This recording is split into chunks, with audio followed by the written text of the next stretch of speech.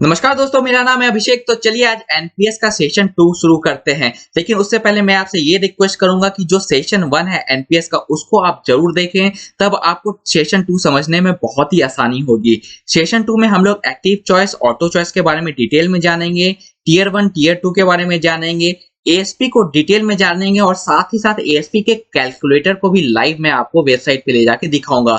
साथ ही साथ एनपीएस के कैलकुलेटर को भी मैं आपको लाइव वेबसाइट पे जाकर के कैलकुलेट करके बताऊंगा। और सेशन 3 में दोस्तों मैं विड्रॉल ऑप्शंस के बारे में बताऊंगा और टैक्सेशन के बारे में डिटेल में बताऊंगा। तो चलिए बढ़ते हम लोग सेशन 2 की ओर। लेकिन दोस्तों सेशन 2 में बढ़ने से पहले मैं आपसे रिक्वेस्ट करना चाहता हूं कि इन सारे स्लाइड्स को बनाने में बहुत ही मेहनत लगती है। प्लीज लाइक शेयर सब्सक्राइब करना ना भूलें। तो दोस्तों जैसा कि मैंने चैप्टर 1 में आपको बताया था कि जब हम लोग एनपीएस में इन्वेस्ट करते हैं तो हमारा कुछ परसेंटेज ऑफ इन्वेस्टमेंट इक्विटी में जाता है, यानी कि शेयर मार्केट में जाता है, और कुछ परसेंटेज ऑफ इन्वेस्टमेंट हमारा डेब्ट इंस्ट्रूमेंट्स में भी जाता है। अब ये जो परसेंटेज है आखिर ये कौन डिसाइड करता है क्या कि वो कितना परसेंटेज है वो डेब्ट में जाए और कितना परसेंटेज वो इक्विटी में जाए। तो इस पर्टिकुलर डिसीजन को लेने के लिए गवर्नमेंट हमें दो टाइप का चॉइस देती है, एक होता है एक्टिव चॉइस और दूसरा होता है ऑटो चॉइस। एक्टिव चॉइस में जो भी इन्वेस्टर है वो खुद से डिसाइड कर सकते हैं कि उनका कितना पोर्शन जो है वो इक्विटी में जाए, कितना कॉर्पोरेट में जाए और कितना गवर्नमेंट बॉन्ड्स में जाए। तो ये एक्टिव चॉइस में आप खुद से डिसाइड कर सकते हैं। ऑटो चॉइस में क्या होता है क्या कि जो आपके फंड मैनेजर्स होते हैं, जैसे कि मैंने आपको पिछले वीडियो में बताया, वो आपके एज के अकॉर्डिंग आपका फंड एलोकेशन करते हैं। जैसे जैसे आपकी एज इंक्रीज होगी आपका जो डेट क्लास का जो एक्सपोजर है उसको बढ़ा दिया जाएगा और जो इक्विटी एक्सपोजर है उसको धीरे धीरे घटा दिया जाएगा। तो वापिस से हम लोग एक बार एक्टिव चॉइस को देखेंगे तो एक्टिव चॉइस में जो क्लास ई है, यानी कि जो भी इन्वेस्टमेंट होता है इक्विटी मार्केट में, शेयर मार्केट में होता है, वो मैक्सिमम हम लोग 75% का कर सकते हैं। एसेट क्लास सी जो कि फिक्स्ड इनकम इंस्ट्रूमेंट है उसमें मैक्सिमम हम लोग 100% तक का इन्वेस्टमेंट कर सकते हैं। एसेट क्लास जी जो कि गवर्नमेंट सिक्योरिटीज का होता है इन्वेस्टमेंट, उसमें भी हम लोग 100% तक का इन्वेस्टमेंट कर सकते हैं। और एसेट क्लास ए इसमें हम लोग मैक्सिमम 5% तक का एलोकेशन कर सकते हैं। और ये जो एसेट क्लास ए का इन्वेस्टमेंट है वो सिर्फ एनपीएस के टीयर 1 में है, टीयर 2 में ये फैसिलिटी नहीं दी गई है। और ये जो एसेट क्लास ए है इसका मेन मतलब होता है क्या कि आपका जो इन्वेस्टमेंट है वो रियल एस्टेट और इंफ्रास्ट्रक्चर बेस्ड इंस्ट्रूमेंट्स में इन्वेस्टमेंट किया जाएगा। और जहां तक ऑटो चॉइस की बात है दोस्तों, तो जैसे मैंने आपको बताया था कि जैसे जैसे आपकी एज बढ़ती जाएगी वैसे आपका जो इक्विटी का जो एक्सपोजर है, जो क्लास ई का एक्सपोजर है, वो आपका डिक्रीज होता जाएगा। और जैसे जैसे फिर आपका जो गवर्नमेंट बॉन्ड्स है उसका एक्सपोजर बढ़ता जाएगा। और ऑटो चॉइस में भी दोस्तों हमें 3 टाइप के प्लान देखने को मिलते हैं, एक होता है एग्रेसिव, दूसरा होता है मॉडरेट और तीसरा होता है कंजर्वेटिव लाइफ साइकिल फंड। तो एग्रेसिव में दोस्तों मैक्सिमम आपको जो इक्विटी एक्सपोजर है वो 75% का रहता है, मॉडरेट में आपका मैक्सिमम एक्सपोजर इक्विटी का 50% का होता है और कंजर्वेटिव में मैक्सिमम एक्सपोजर जो इक्विटी का होता है वो 25% का होता है। और जैसा मैंने बताया ये एक्सपोजर भी जैसे जैसे आपका एज बढ़ता जाता है वैसे वैसे ये एक्सपोजर भी आपका घटता जाता है। तो जैसा कि दोस्तों मैंने आपको पिछली वीडियो में बताया था कि जब भी आप एनपीएस का अकाउंट खुलवाने जाएंगे तो सबसे पहले आपका टीयर 1 अकाउंट खोला जाएगा। और टीयर 1 ही अकाउंट एक ऐसा अकाउंट है जहां से आपको पेंशन दिया जाएगा। और उसके बाद में अगर आप चाहते हैं तो आप टीयर 2 अकाउंट खुलवा सकते हैं। और टीयर 2 अकाउंट क्या होता है, ये बेसिकली एक इन्वेस्टमेंट अकाउंट होता है।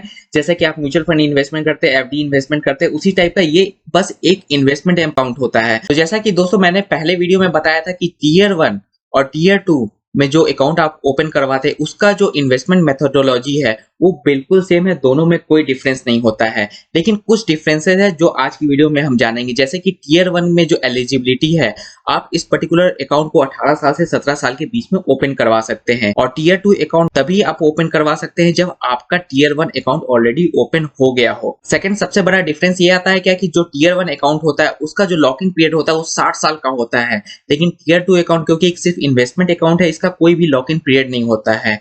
आपको टीयर 1 अकाउंट में एक कंट्रीब्यूशन हर साल देना पड़ता है और ये मिनिमम कंट्रीब्यूशन 500 रुपए का होना चाहिए।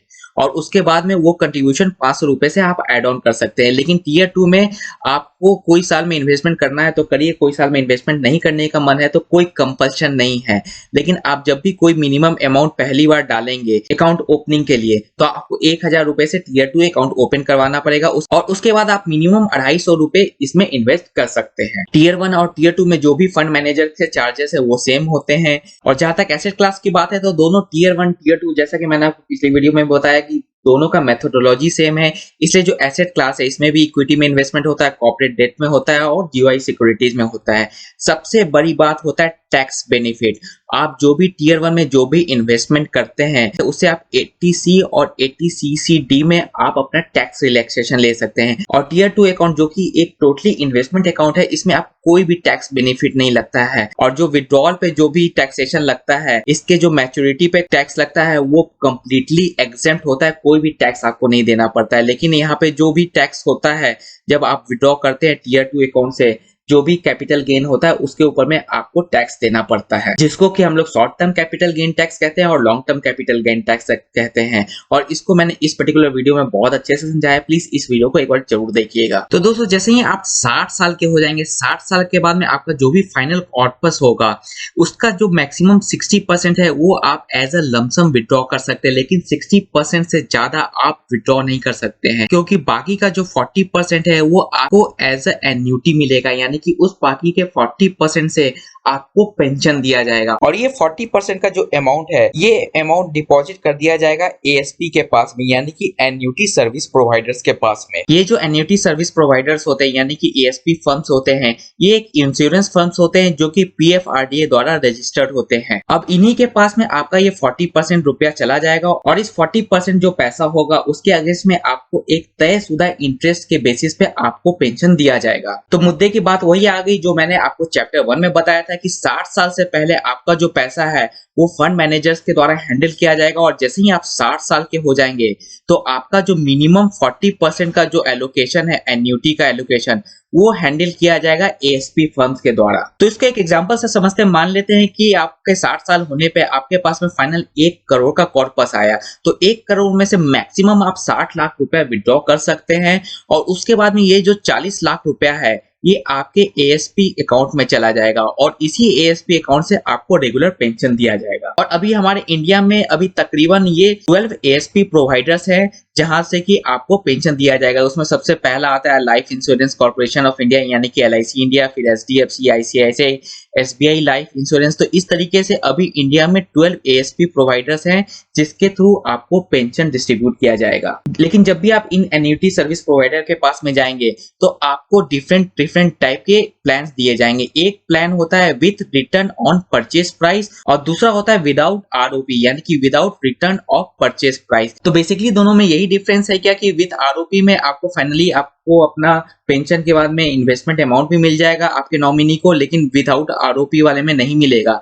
इसलिए विदाउट आरओपी वाले प्लान्स में आपको जो रेट ऑफ इंटरेस्ट है वो 2 से 2.5% तक का ज्यादा मिलेगा। तो विथ आरओपी के साथ में भी 3 तरीके के सब प्लान्स आते हैं, एक annuity for life, joint life annuity, NPS family income, और विदाउट आरओपी के साथ में भी एन्युटी फॉर लाइफ और जॉइंट लाइफ एन्युटी के प्लान्स आते हैं। तो एन्युटी फॉर लाइफ में सबसे पहले जो भी सब्सक्राइबर होगा उसको पेंशन दिया जाएगा, और सब्सक्राइबर के डेथ के बाद में उनके जो नॉमिनी होंगे उनको टोटल जो भी परचेस प्राइस होगा यानी कि जो भी इन्वेस्टमेंट अमाउंट होगा वो दे दिया जाएगा। जॉइंट लाइफ एन्युटी में सबसे पहले तो जो सब्सक्राइबर होंगे उनको पेंशन दिया जाएगा, सब्सक्राइबर के डेथ के बाद में उनके स्पाउस को पेंशन दिया जाएगा, और स्पाउस के डेथ के बाद में जो भी परचेस प्राइस होगा यानी कि जो भी इन्वेस्टेड अमाउंट होगा के नॉमिनी को दे दिया जाएगा। और एनपीएस फैमिली इनकम में सबसे पहले तो जो पेंशन है वो उनके सब्सक्राइबर को दिया जाएगा, और सब्सक्राइबर के डेथ के बाद में उनके स्पाउस को दे दिया जाएगा।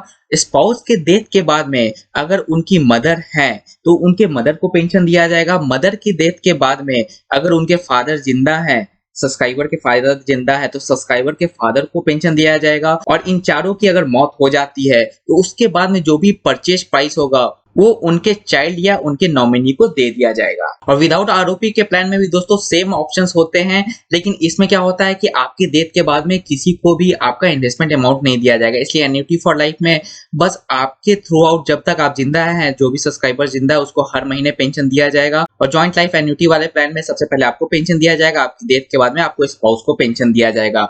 और दोनों के बीच में बस एक यही मेजर डिफरेंस है कि जो विदाउट आरओपी वाले प्लान्स है इसका जो रेट ऑफ इंटरेस्ट है वो ज्यादा है, और जो विद आरओपी वाले प्लान्स हैं उसका जो रेट ऑफ इंटरेस्ट है वो थोड़ा सा कम रहता है। तो इस डिफरेंस को और भी अच्छे से समझने के लिए मैं आपको एनएसडीएल के वेबसाइट पे ले जाता हूँ। इसका लिंक मैंने आपको डिस्क्रिप्शन में दे दिया है। तो यहाँ पर मैंने जो भी एएसपीज है उनके रिटर्न्स को देखने के लिए यहाँ पे डिटेल्स फिल कर दिए हैं। तो अभी मैंने अपना जो एज है वो 61 दिखाया है और अपने आप को अभी मेल दिखाया है, मैरिड दिखाया है, और मेरी जो स्पाउस है वो फीमेल दिखाई है।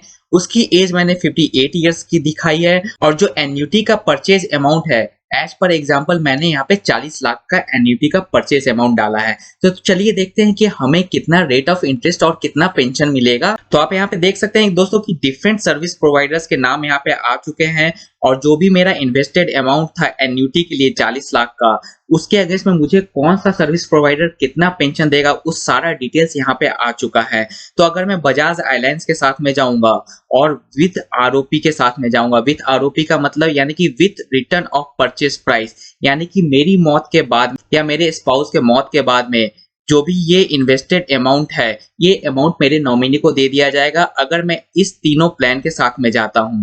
अगर मैं विदाउट आरओपी के साथ में जाऊंगा तो मुझे जो भी रेट ऑफ इंटरेस्ट है या जो मेरा पेंशन है वो मेरे विद आरओपी के पेंशन से ज्यादा होगा, लेकिन मेरे मौत के बाद में या मेरे स्पाउस के मौत के बाद में ये जो पर्टिकुलर 40 लाख का इन्वेस्टेड अमाउंट है ये किसी भी नॉमिनी को नहीं दिया जाएगा। तो इस तरीके से आप देख सकते हैं क्या कि अभी बजाज एलायंस विद आरओपी के प्लान पे मुझे 6.31% का रिटर्न दे रहा है और विदाउट आरओपी के प्लान पे 8.1% का रिटर्न दे रहा है, यानी कि दोनों के बीच में अप्रॉक्स 1.7% का डिफरेंस है रेट ऑफ इंटरेस्ट में। और वहीं पे अगर आप एलआईसी की बात करते हैं तो एलआईसी के साथ में अगर विद आरओपी के प्लान पे जाऊंगा तो मुझे सिर्फ 5.32% का रेट ऑफ इंटरेस्ट मिलेगा, लेकिन अगर मैं विदाउट आरओपी के साथ में जाऊंगा यानी कि without return of purchase price के प्लान के साथ में जाऊंगा तो मुझे 7.98% मिलेगा। तो आप यहाँ पे देख सकते हैं कि इस दोनों प्लान के बीच में अप्रॉक्स 2.7% का डिफरेंस है जो कि बहुत मैसिव है। तो चलिए दोस्तों अब हम लोग बात करते हैं पेंशन कैलकुलेटर की। तो पेंशन कैलकुलेटर का ये जो लिंक है ये मैंने आपको डिस्क्रिप्शन बॉक्स में दे दिया है।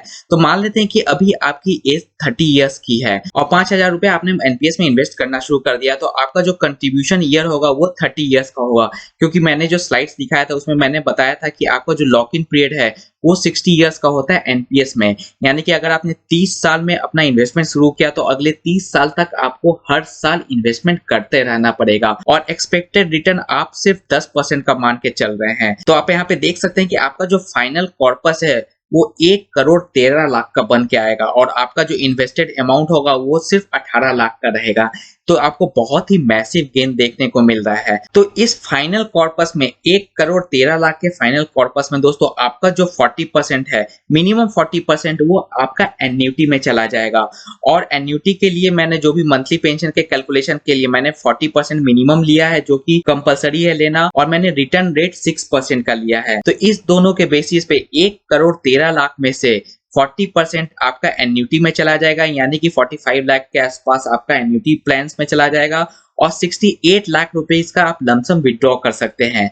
और ये जो एन्युटी वैल्यू है 45 लाख के अप्रॉक्स, इसका जो पेंशन बन करके आएगा वो 22,000 पर मंथ का पेंशन बन के आएगा। और मैं आपको फिर से बता दूं कि ये जो 22,000 का पेंशन का पर मंथ है ये इसको कैलकुलेशन करने के लिए मैंने बस 6% का रेट ऑफ इंटरेस्ट लिया है। तो इस तरीके से दोस्तों आप इस वेबसाइट पे जाके और दूसरे वेबसाइट से आप अपना एनपीएस का जो कैलकुलेटर से है आप उससे प्लान कर सकते हैं। और इस पर्टिकुलर वेबसाइट से दोस्तों आप अपना जो पेंशन है वो डिफरेंट एएसपी प्रोवाइडर्स से कंपेयर कर सकते हैं। तो आशा करता हूं दोस्तों आज का वीडियो आपको पसंद आया होगा। इसी तरीके के एजुकेशनल और इन्फॉर्मेशनल वीडियोस के लिए हमारी टीम के साथ में जुड़े रहें। तब तक के लिए दोस्तों खुश रहें, स्वस्थ रहें एंड कीप इन्वेस्टिंग। जय हिंद।